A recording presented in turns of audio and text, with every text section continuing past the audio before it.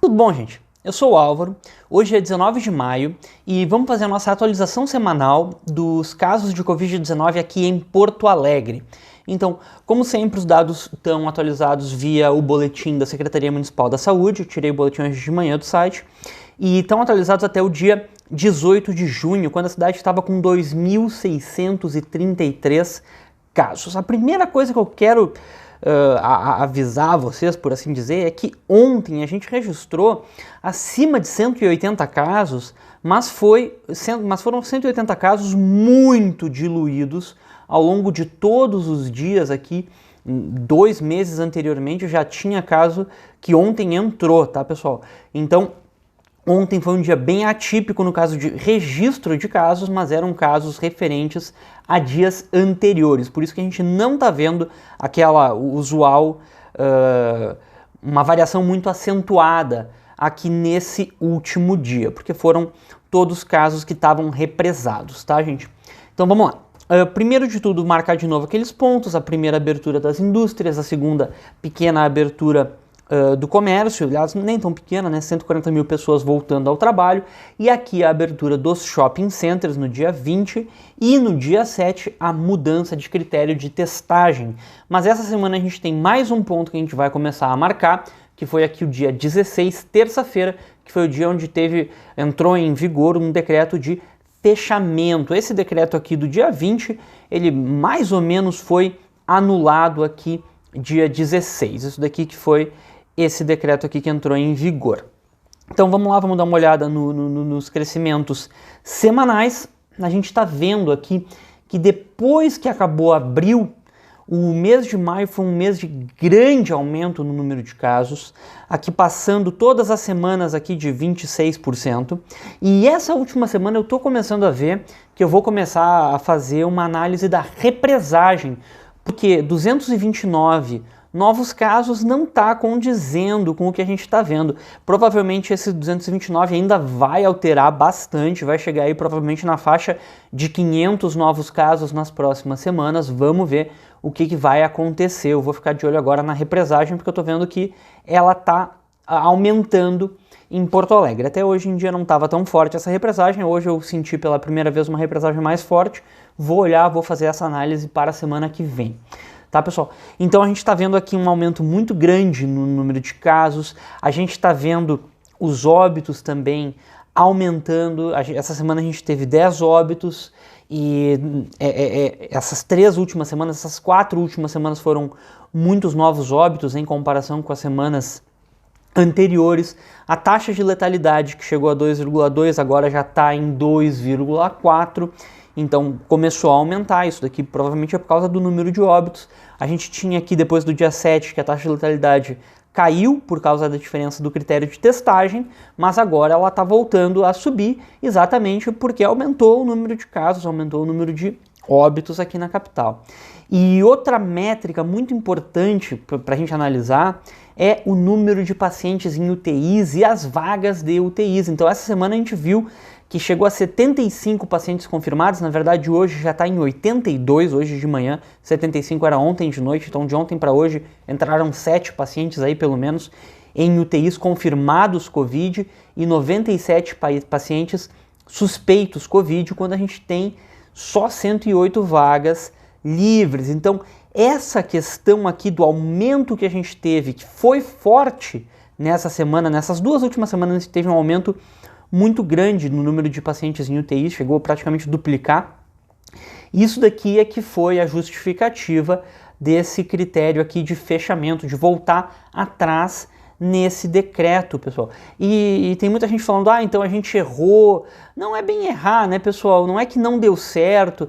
A gente estava aqui numa época com poucos casos que dava para testar.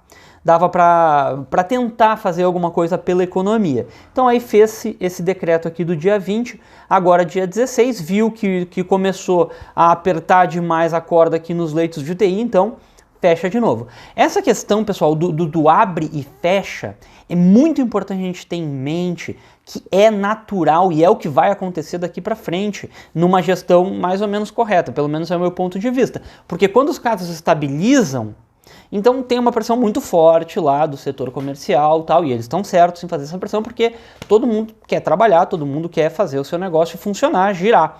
E isso gira a economia, é bom para todo mundo.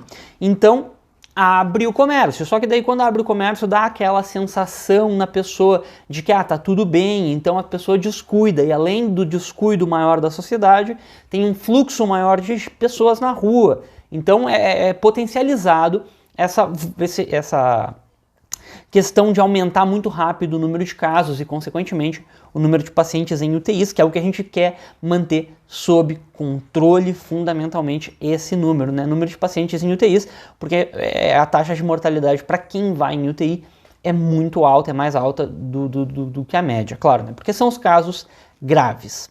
Bueno, então, não é dizer que deu errado isso daí, esses critérios de fechamento, fez-se um teste, fechou, agora está na hora de voltar um pouco atrás. Eu até acho que mais medidas de fechamento poderiam ser tomadas agora nas próximas semanas, se essa daqui não baixar muito o número de casos, tá? Bueno, então continuando a análise, a gente viu que a gente saiu de 44 pacientes há 2 semanas atrás, confirmados com Covid-19 em UTI, para ontem 75 pacientes, hoje já está em 82 pacientes, observando que teve aqui um pico de 81 pacientes, e esses daqui provavelmente eram pacientes dessa leva aqui que receberam alta. Então 6 pacientes aqui receberam alta de ontem, do dia 17 para o dia 18, e senão a gente estaria aí com mais de 81 pelo menos, tá? E aqui a gente pode dar uma analisada nos bairros, aqui tá o mapa do dia 11, mapa do dia 18, a gente vê que não se alterou muito as cores, aliás eu acho que eles de novo deram uma pequena alteração no sistema de cores utilizado, mas vamos lá. E a gente tem aqui alguns bairros onde cresceu muito o número de casos, alguns bairros onde cresceu menos. Então, primeiro, Passo da Areia saiu da lista, parabéns para o Passo da Areia. Jardim Itu voltou para a lista, então o Jardim Itu teve uma variação aí, não foi tão forte, não ganhou vermelhinho o Jardim Itu, mas o Passo da Areia com certeza ganharia azul, ganhou tanto azul que foi embora dessa lista aqui dos bairros com maior número de casos.